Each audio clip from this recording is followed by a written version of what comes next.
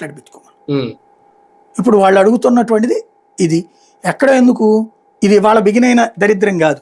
నేను ఈనాడులో పనిచేసినప్పుడు 94, 96 మధ్యలో నేను పనిచేసింది ఈనాడులో. అప్పుడే ఈటీవీది ఆంధ్రావని స్టార్ట్ అయిన టైం. ఈటీవీలో ఆంధ్రావని అనే ప్రోగ్రాం అరగంట వార్తలు, ఇది ప్రాంతీయ వార్తలు. అది మొదట్లో ఒక బులెటిన్, తర్వాత 2, తర్వాత 5 బులెటిన్స్. వాటిట్లలో స్ట్రింగర్లుగా ఉన్న మేమందరం లోకల్గా మా పత్రిక వార్తలతో పాటు ఇది కూడా చేస్తే 60 రూపాయలు వార్త అయితే, స్టోరీ అయితే 120 రూపాయలు ఇచ్చేవాళ్ళు అనమాట. నేను మొట్టమొదటి చేసినటువంటి వార్త సినిమా థియేటర్లకు సంబంధించి భారతదేశంలోనే తొలి cinema theatre Vijayawada Maruti theatre. భారతదేశంలోనే తొలి థియేటర్. ఆ థియేటరు అప్పుడే మూసేసి దాన్ని షాపింగ్ కాంప్లెక్స్ కింద మార్చారు. అది నా మొదటి వార్త.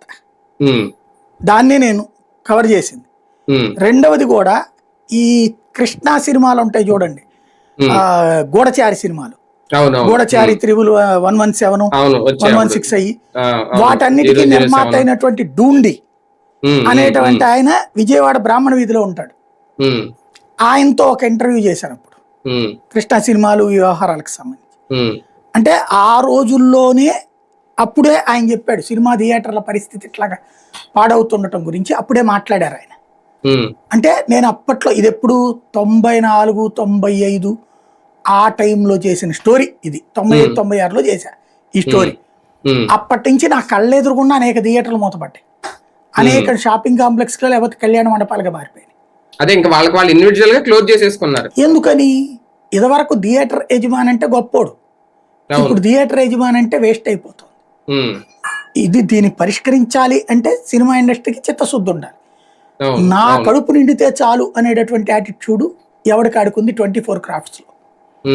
అందరి కడుపు నిండాలనేటటువంటి ఆలోచన ఉన్న హీరోలు ఆ రోజుల్లో ఉండేవాళ్ళు. ఇవాళ నా కడుపు నిండడానికి ఎవడన్నా అడ్డుపడుతున్నాడేమో చూసుకునేటటువంటి హీరోలతో తయారైంది. నా వరకు నేను బాగుపడితే చాలు అనేటటువంటి రూట్ లో ఉన్నారు వీళ్ళంతా. కానీ ఒక్కటి సార్, ఒక చిన్న డౌట్, అంటే నాకు దీని మీద పెద్ద అవగాహన లేదు.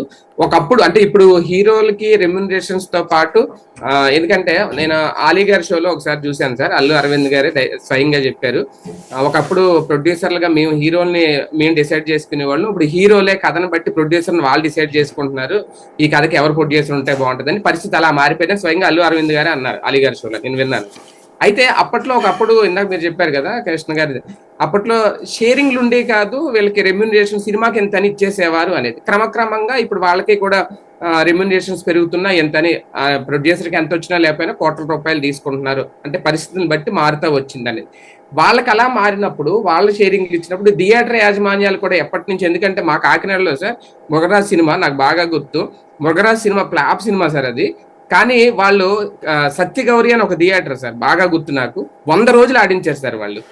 జనం ఉన్నా లేకపోయినా సరే, షోలు థియేటర్ నిండకపోయినా సరే, కేవలం అప్పట్లో చిరంజీవి గారి మీద అభిమానంతో ఆడించారు. అలా చాలా థియేటర్లు, సింగిల్ థియేటర్లు ఉన్నాయి సార్, ఓన్లీ గోదావరి జిల్లాలో కాదు, నాకు తెలిసి స్టేట్ అంతా ఉండుంటాయి. ఇప్పుడు వాళ్ళు ఒక డిమాండ్ తీసుకుని వస్తే దాన్ని కూర్చోబెట్టి మాట్లాడి పరిష్కరించకుండా కొత్త దారిలో తీసుకెళ్లి వాళ్ళని బెదిరించడం, అనవసరమైన రాద్ధాంతం చేస్తున్నారా పవన్ కళ్యాణ్ గారు? నిజంగా ఆయన దృష్టి పెడితే సాల్వ్ చేయలేరా? ఇక్కడ సినిమా ఇండస్ట్రీలో నేను చెప్పినట్టు ఎప్పుడు డైవర్షన్ ఇష్యూనే నడుస్తుంది. ఆ మధ్యన అమ్మాయి ఎవరో గొడవ చేసింది, నగ్నంగా చేసి హడావిడి చేసింది కదా, అప్పుడు ఏదో సమస్య పరిష్కారం అన్నారు. ఏమైంది? అది 4